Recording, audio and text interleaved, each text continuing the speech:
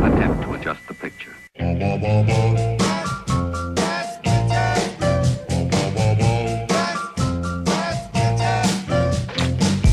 took my baby to a horror show. That's the only place she wants to go. She thinks that Dracula is so divine, and she wants to go steady with the Frankenstein. Hi, and welcome to Out of the Blues Horror Month 2011. Tonight, I will be taking a look at the Psycho Blu-ray. So, let's get right to it. So, the packaging for Psycho isn't all that great. It's your standard Blu-ray DVD packaging. On the bottom, you have the ALFRED Hitchcock masterpiece. And, it's basically nothing more than just a Blu-ray case, as you can see. And the picture on it is kind of nice. It's a picture of just the base motel. And on the back, it just gives you the standard extras that are on the Blu-ray. And on the inside is nothing more than the movie itself, which is all encased in blue. And over here is standard advertisements for other movies, and you have nothing on the inside of the cover. So it's a pretty boring, plain case for a 50th anniversary edition of Psycho. Okay, so for the menu of Psycho, it's an okay menu except for one thing. It has real-time advertisements. So every time you put the disc in, these advertisements pop up on the main menu, advertising other movies and things like that, and it's really, really annoying. Over here in the menu, you can turn it off, but you have to do this every single time you start the disc if you don't want to see a preview. Okay, so first let's take a listen to the commentary, which is under Setup. It's by Stephen Rubello, the author of the Alfred Hitchcock and the Making of Psycho. So let's take a quick listen to this. Hitchcock boasted that Psycho would open with the longest dolly shot ever attempted by helicopter, a 4-mile scene that would rival or even top Orson Welles' remarkable opening sequence for Touch of Evil, released in 1958. But complicated helicopter shots were pretty new back then, and Tyler mounts hadn't even been invented, so Hitchcock didn't get the opening he wanted. So the commentary here was actually pretty decent.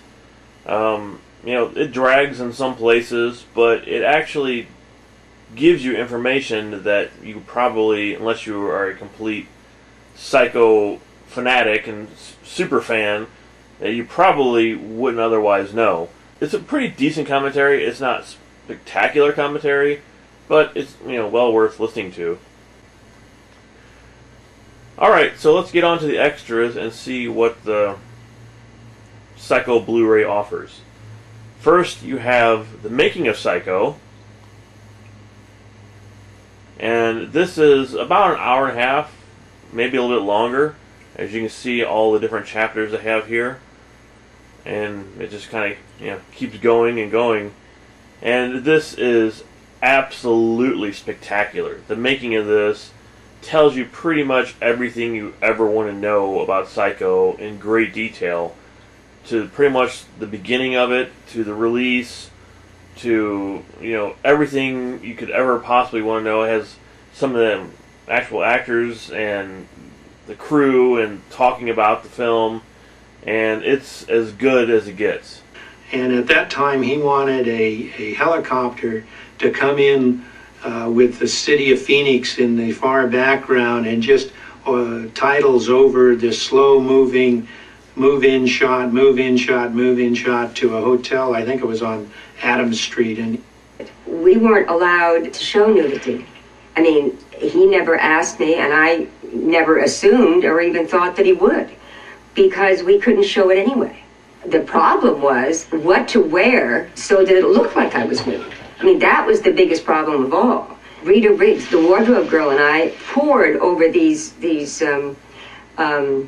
strip teaser magazines that showed all the different costumes, but none of them worked because they all had whirly jigs on them or something. There was no storyboard on it when I wrote it. I just described the fact that she gets into the shower and then someone comes in with a knife and kills her. In the book, it says that her head was cut off. Next we have Psycho Sound. And none of us can ever get up. We scratch and claw, but only at the air, only at each other. We wanted to provide a new experience to the person listening to Psycho. We're capable now of presenting it in a sound space that we feel the filmmakers would approve. The people who pretty much remixed the sound for the Blu-ray is describing, how they actually remixed the sound from the original to make it sound even more spectacular. And this movie does sound spectacular. It's just amazing what they did with this. So, again, this is a really good documentary on how they fixed all the sounds and how they improved the sounds of Psycho. In the Master's Shadow, Hitchcock's Legacy. Hitchcock is cinema. Anybody who attempts a thriller owes a great debt to him. So as you can kind of see, what this is sort of like a tribute to Alfred Hitchcock from the other directors, explaining how you really see Hitchcock in all the current movies that are out today, because he was such a huge influence to all the directors that pretty much every technique he uses is still used today by all these other directors. And it's a really cool documentary to see how much that he actually influenced everything. You don't really realize how much originality that he used in his films that have been reused and reused in movies today. So it's a really good little documentary here. The next extra we have is called Hitchcock and Trufant, I think is how you pronounce the guy's name.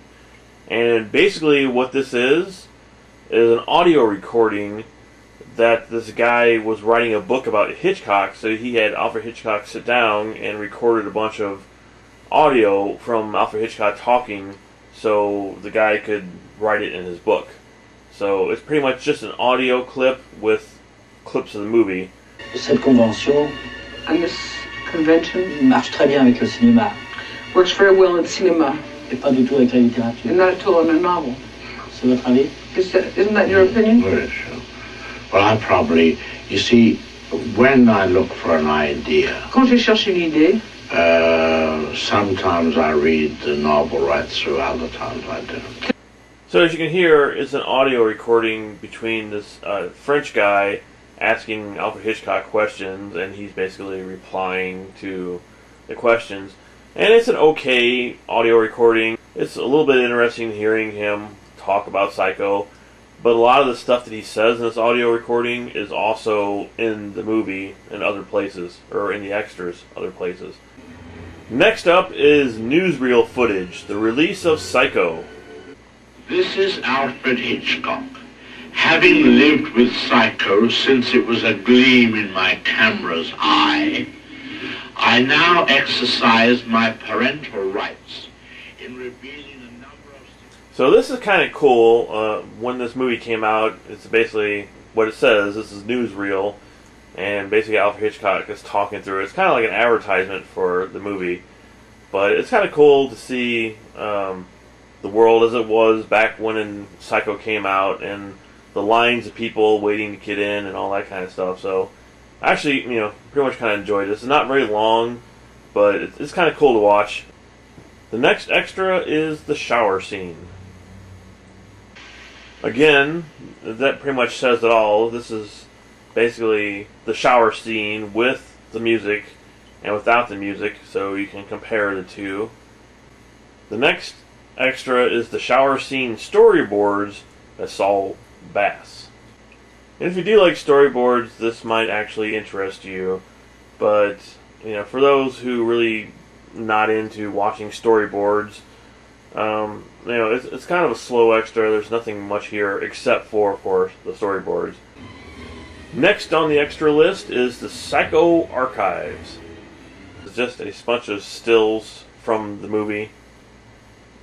As it says, it's pretty much production stills and things like that. And now we have posters and Psycho ads. All this are pictures of the posters. They're from different countries. You can see what it looks like when it came out in different places and things like that. The next extra is the lobby cards. So back in the day, they actually had these very large cards set up in the lobby. So when you walked in to see the movie, they had like these. They're kind of like posters, I guess, but I don't think they're as big. I think they're more like kind of like poster or postcard size cards, maybe a little bit larger than that. And you can kind of, get an idea of what the movie's about by looking at these cards that were up in the lobby. Behind the scenes photographs.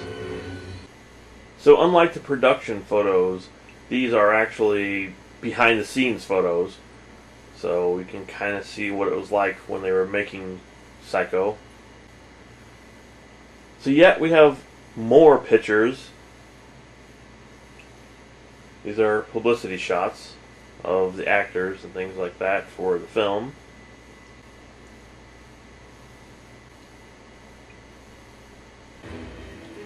Next we have the theatrical trailer, and this is great.